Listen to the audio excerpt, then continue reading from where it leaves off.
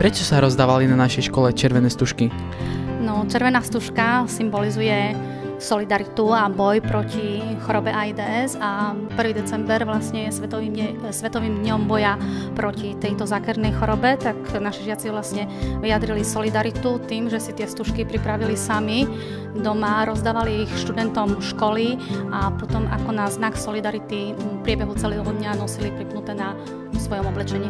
Aké akcie sa robia na svete v tento deň? Robia sa rôzne akcie, sú to rôzne besedy, prednášky a u nás práve v meste Trebišov vyvrcholením tejto akcie bol sviečkový pochod a práve táto horiaca sviečka, vytvorila sa z nej taká horiaca stužka, symbolizovala práve tých, ktorí tejto zákernej chorobe podľahli. Do pochodu sa zúčastnila aj naša škola?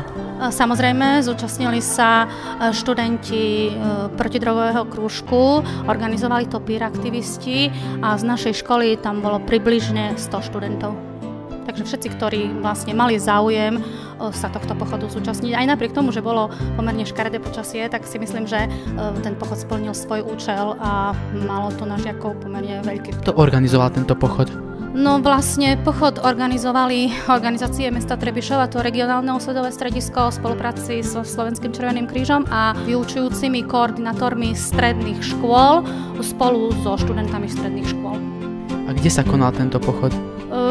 Pochod je situovaný stále do nejakých iných častí mesta Trebišova. Minulého roku bol od námestia Stračej nôžky po nemocnicu a tohto roku sa žiaci združili pred našou školou, strednou odbornou školou a pochod sa končil pri regionálnom osvetovom stredisku, vlastne v tom malom parčiku pri nemocnici, kde sa vytvorila tá horiaca stužka.